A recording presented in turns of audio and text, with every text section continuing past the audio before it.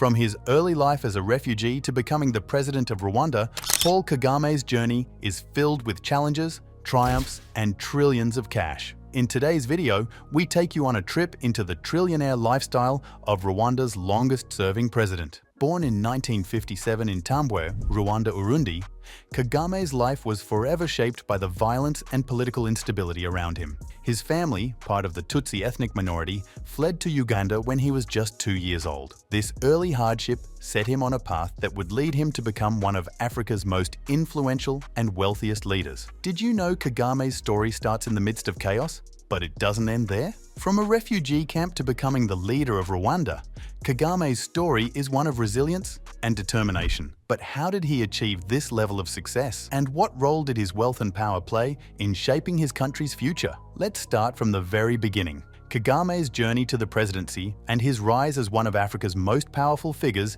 is a tale of determination, military strategy, and economic prowess. His story begins in the early 1960s when his family, part of the Tutsi minority, fled Rwanda for Uganda. As a child, Kagame faced hardship, but it shaped him into the leader he would eventually become. He continued his studies at Makerere University in Kampala, where political unrest under the dictatorship of Idi Amin had a profound impact on him. The turmoil fueled his passion for leadership and influenced his later decisions. In the 1980s, Kagame joined the fight in Uganda to help overthrow Amin's regime. His military skills quickly made him known as a smart strategist, a reputation that would help him in the future. After Amin was ousted in 1986, Kagame's career took off under President Yoweri Museveni, who made him the chief of intelligence. This role gave him even more experience in the military. But even as his career was growing in Uganda, Kagame never forgot about his people back in Rwanda. His path to becoming a major leader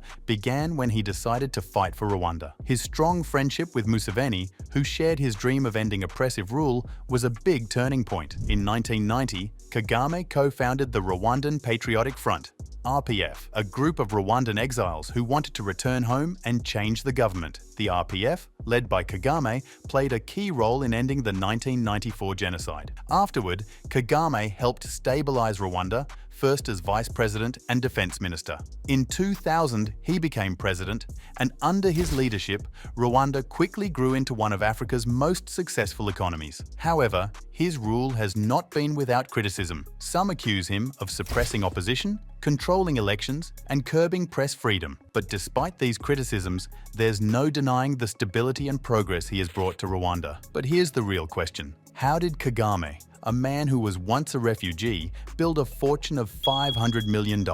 His wealth is tied to his strategic control of Crystal Ventures, a holding company that owns a large part of Rwanda's economy. This includes major industries, such as the country's largest milk producer, and a vast collection of luxury assets, including private jets like a $50 million Bombardier Global Express. This ownership of significant businesses has made Kagame and his family central figures in Rwanda's financial landscape. However, while his wealth is undeniably impressive, it comes with its share of controversy. Kagame's leadership style often gets criticized for being too controlling. He keeps a firm grip on the political scene, limiting opposition and press freedom. Some people see him as a visionary who turned Rwanda into a model of growth and stability, while others wonder if he built his wealth in a fair way. So, is his fortune a reward for rebuilding the country, or is it tied to his stronghold on power? Kagame's personal fortune may be estimated at $500 million, but his leadership goes beyond just wealth. He's reshaped Rwanda into an economic powerhouse,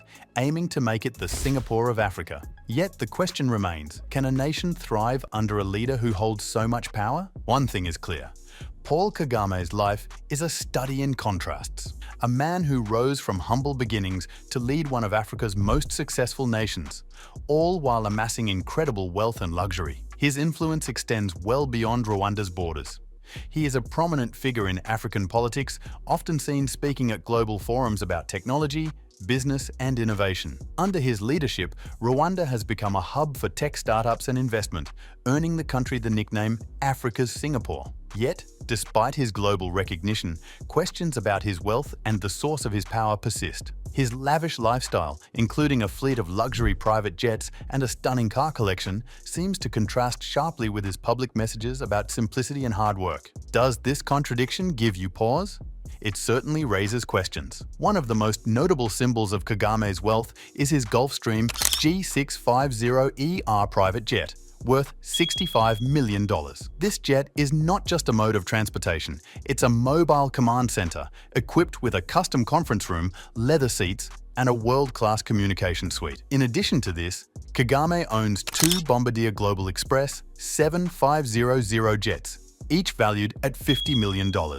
Perfect for maintaining privacy and traveling long distances. These assets reflect his high status and need for secure, discreet travel as a leader of a country with international influence. Kagame's taste for luxury also extends to his car collection. His Rolls-Royce Phantom, priced at around $555,000, is a prime example of his extravagant lifestyle. This custom-built car is reinforced with bulletproof glass and features hand-stitched leather seats and polished wood finishes, along with a top-tier infotainment system. It even has hidden compartments for emergency communications, blending opulence with security. In addition to the Rolls-Royce, Kagame owns a Range Rover Sentinel, an armored SUV valued at around $500,000 before customization. While it may look like a standard Range Rover on the outside, it is equipped to withstand high-caliber bullets and explosions. With run-flat tires, a chemical and biological filtration system, and an emergency escape system, the Sentinel is designed for maximum protection,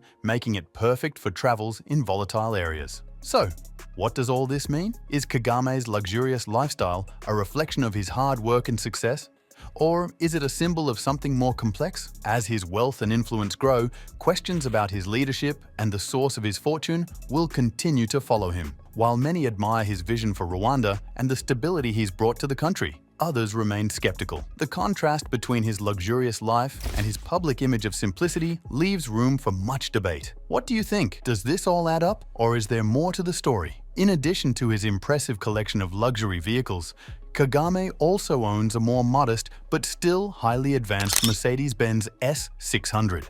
Though it may not be as extravagant as his Rolls-Royce or Range Rover, the S600 is packed with top-of-the-line features like adaptive cruise control and night vision, ensuring his safety and comfort while navigating through the streets, especially during nighttime travels. Even in a less flashy vehicle, his need for security and convenience is clear. Given Kagame's military background and the complex history of Rwanda, it's no surprise that he takes his security very seriously. His presidential guard is made up of an elite, highly trained team, specifically selected to protect him at all costs. His motorcade, a crucial part of his security strategy, includes a fleet of armored vehicles, motorcycles, and support cars, all equipped with advanced communication technology to ensure seamless coordination during his movements. The presence of drones for reconnaissance only adds another layer of protection, making sure that every route he takes is secure. Kagame's residences are no less secure. His homes are fortified with underground bunkers capable of sustaining him and his family for weeks in case of an attack. These bunkers are stocked with essential supplies and offer the highest level of protection, ensuring that he and his loved ones are safe from any potential threats. Kagame's commitment to maintaining a strong security network doesn't end with his physical defenses. He's proactive in keeping his security team up to date, regularly promoting younger, more agile soldiers to adapt to modern security challenges. His investments in the latest security technologies and infrastructure ensure that his protection remains at the highest standard. This constant focus on security shows just how important his personal safety and the stability of his presidency are to him. With these measures in place, it's clear that Kagame has created a fortress-like environment around him, one that reflects both his position of power and his awareness of the dangers that come with it. What are your thoughts on the president's wealth?